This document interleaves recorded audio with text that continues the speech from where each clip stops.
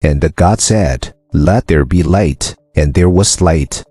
In this video, you will learn what miracles are hidden within this short yet powerful command, and also how to practically apply this verse into your life and witness its miracles. Pay close attention to get all the points necessary, and also save it to your playlist to watch it in the future as well.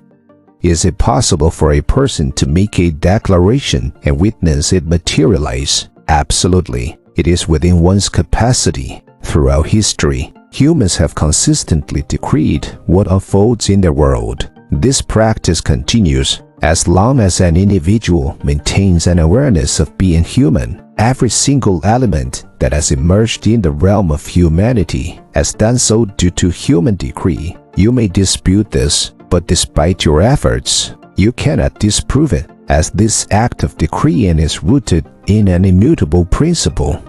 Decreeing does not involve commanding things into existence through spoken words or loud affirmations. Such repetitive utterances often confirm the opposite. Decreeing always transpires within one's consciousness. Every person is conscious of being what they have decreed themselves to be. Even the silent individual, without verbalizing it, is conscious of being mute, hence decreeing their muteness.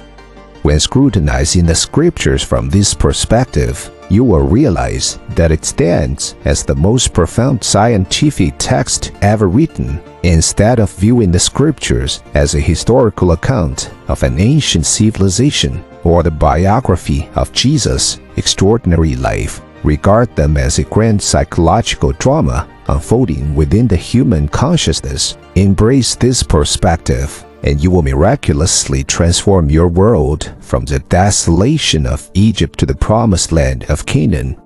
While everyone concurs that God created all things and that nothing exists without Him, the question of God's identity remains a point of contention. Religious institutions worldwide hold differing beliefs about the true nature and identity of God. The scriptures unequivocally establish that Moses and the prophets shared a unanimous understanding of God's identity and nature. Jesus' life and teachings align with the findings of the ancient prophets. Moses recognized God as humanity's awareness of being when he uttered the enigmatic words, "I am has sent me unto you." Similarly, David's Psalms implore individuals to be still and know that I am God. Isaiah reiterates, "I am the Lord, and there is none else."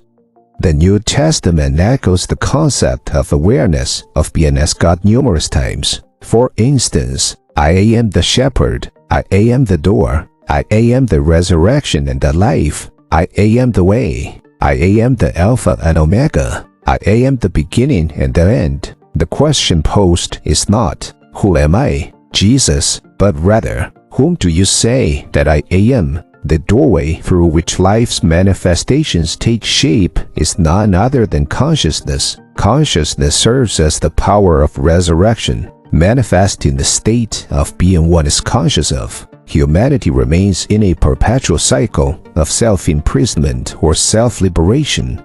By abandoning your prior belief in a separate God and embracing God as your awareness of being, as Jesus and the prophets did, you will revolutionize your world with the realization that I and my Father are one. Though the statement, "I and my Father are one, but my Father is greater than I," may seem perplexing, in light of the identity of God we've established, it becomes enlightening. Consciousness, as God, takes the role of Father. What one is conscious of being becomes the Son testifying to its Father. This relationship is akin to that between the conceiver and its conceptions. The conceiver surpasses its conceptions, yet remains unified with them. Before you become conscious of being a human, you are initially conscious of being.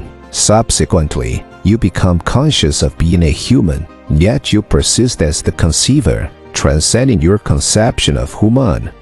Jesus uncovered this profound truth and declared his oneness with God, a God unaltered by human constructs. He cautioned against those who would point elsewhere, declaring, "The kingdom of God is within you. Heaven resides within you. Thus, when it is mentioned that he went on to his Father, it signifies that he ascended in consciousness to a state where he was solely aware of being, surpassing the constraints of his current self-concept as Jesus. In the realm of awareness, all things become achievable. As he proclaimed, "You shall decree a thing and it shall come to pass." This entails elevating one's consciousness to a natural state of being the desired entity. As he expressed it, "And I, if I be lifted up, I shall draw all men unto me." When I ascend in consciousness to the naturalness of the desired state, I will draw the manifestation of that desire to me. For he declares, "No man comes unto me save the Father within me draws him, and I and my Father are one." Therefore, consciousness serves as the Father that beckons life's manifestations to you. At this very moment, you are drawing into your world what you are currently conscious of being. This clarifies the meaning behind "you must be born again." If you are discontent with your current life expression, the only method to change it is by diverting your focus from what appears real to you and elevating your consciousness to embody your desired state. You cannot serve two masters. Thus, shifting your focus from one state of consciousness to another entails a transition from one and an awakening to the other. The question, "Whom do you say that I am?" is not posed to a man named Peter by a person named Jesus. Instead, it is an eternal query directed at one's true self. In other words, who do you declare yourself to be? Your self-perception, your opinion of yourself, shapes your life expression. He proclaims, "You believe in God, believe also in me." In essence, it is the Ma within you that embodies this God. Therefore, prayer is fundamentally recognizing yourself as the desired entity, rather than a plea to a non-existent God for your desires. Hence, you can't understand why countless prayers remain unanswered. People pray to a God that does not exist. For example, to be conscious of poverty and pray for wealth leads to receiving what you are aware of poverty. Successful prayers must involve claiming, rather than begging. If you wish to pray for riches, divert your focus from the image of poverty by rejecting the evidence presented by your senses and embracing the nature of wealth. The directive to go within in secret and shut the door when praying signifies directing your awareness inward. That which your inner self perceives in secrecy will be openly rewarded. We have identified the door as awareness of being. Therefore, shutting the door means disengaging from your current state of awareness and affirming yourself as your desired state. The moment your affirmation solidifies into conviction is the instant you begin to attract evidence to support your claim. Don't concern yourself with the mechanics of how these desires will materialize, as no one knows the specific way. In other words, manifestations are unaware of how the desired outcomes will take form.